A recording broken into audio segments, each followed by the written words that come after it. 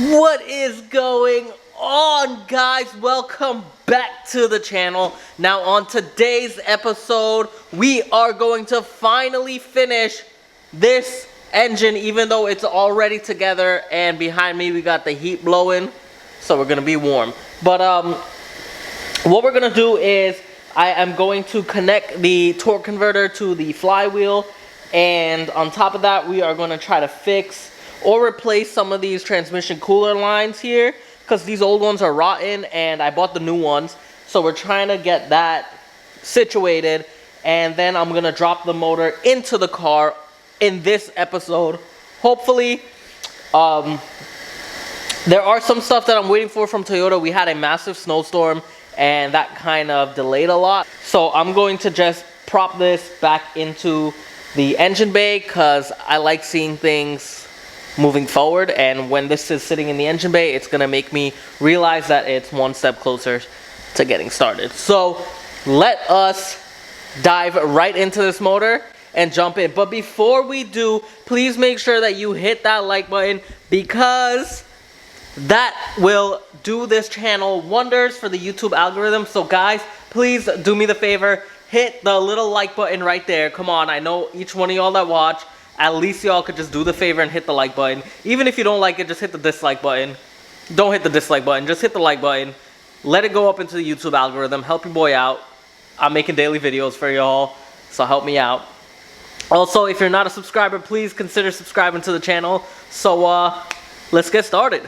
So right over here we have the cooler lines, and I'm not sure if you guys can see it really well, but right over here it is, the nuts are completely rusted on. So I sprayed it with some PB. Hopefully that will help me break this free a little bit and I can replace it, because we have the brand new ones, and I'll feel much more comfortable with the new line in place with new hoses and whatnot. And if I can't get it out, I'm not gonna stress it too much to break it. I'm gonna just leave it there and put new hoses on. So let's try and see what we can do.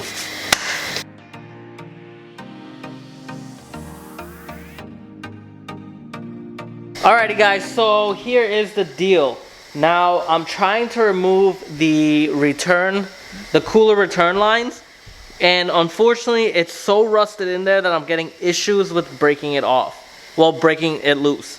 So I'm just gonna replace the hoses and leave the lines, because the lines aren't even busted or anything, they work. I don't feel like tampering with it and causing an issue that's not even there. There is another way I can get it off, which would mean I would cut the line off completely and then put a socket on it and break it free, but I just don't want to take that chance. It's been sitting there for so long, and the only time I'll be willing to take that chance is if the transmission needs a rebuild or it needs a new transmission. Like, I just don't want to be bothered with it. I feel like if I keep tampering with something that's not broken, I'm gonna mess it up. So right now I'm taking off the hoses and I'm just gonna replace those and leave it like that. The lines are good. That's how it's gonna stay.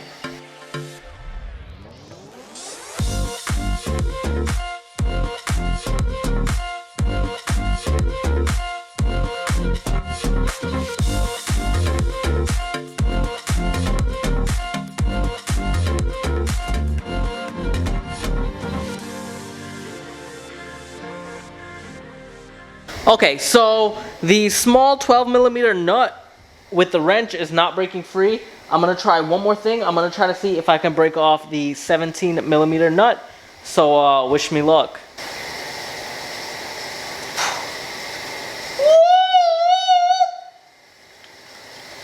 Next one, next one.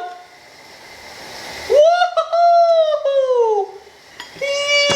Yep, boy. Finally broke. So we got that broken loose, thank goodness, so I can replace it, because I noticed the line is somewhat getting rotten due to the salt and the corrosion, and I'll feel so much better once those are changed out. Let me go get the new parts and show you what we're working with.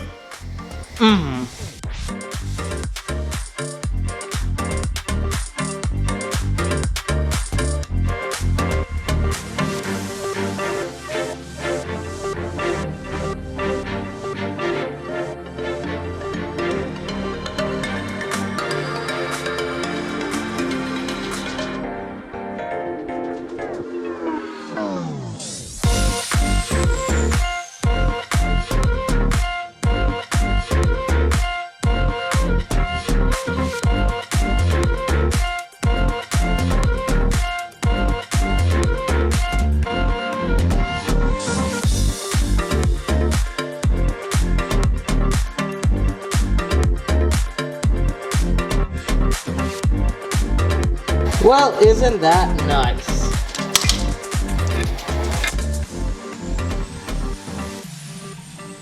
Here's our new dipstick, and it already comes with a brand new O-ring. So we're gonna pop this one in, out with the old and in with the new.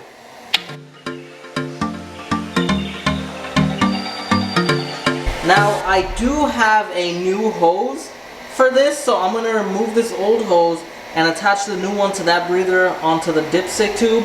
I also have to either A, drill out the bolt that was broken into the transmission case, or B, zip tie it somewhere and just have it stable. So we'll figure it out, because I might not feel like drilling into aluminum anytime soon, so I'll figure it out. I'll probably zip tie it somewhere secure. We'll see.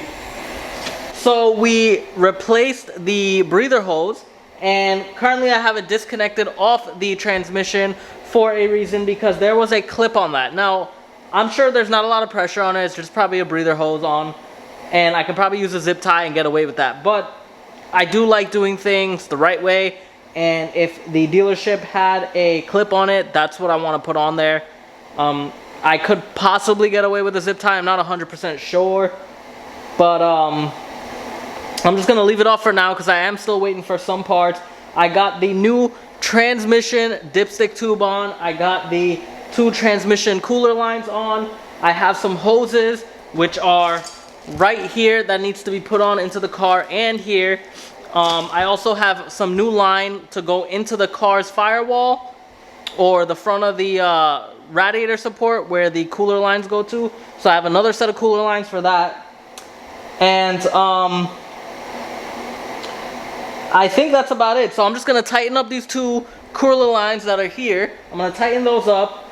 Tomorrow I might make another episode on how to drill out broken studs or bolts or whatever. So I am gonna drill out the broken bolt that's in here, and possibly just find another bolt to hold my dipstick tube on.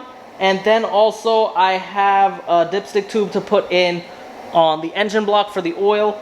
But we are waiting for the water cooler line, not the water cooler line, we're waiting for the metal pipe for the coolant that goes from the thermostat block and around to the throttle body. So when that comes in, then I'm going to put on the oil dipstick tube, because that attaches to that, and it's just a bunch of different things that attach to different things. So we are going to cut the episode here for right now. So I hope you guys enjoyed this really quick episode. I don't know if it's like less than 5 minutes or 7 minutes. Hopefully it's under 10.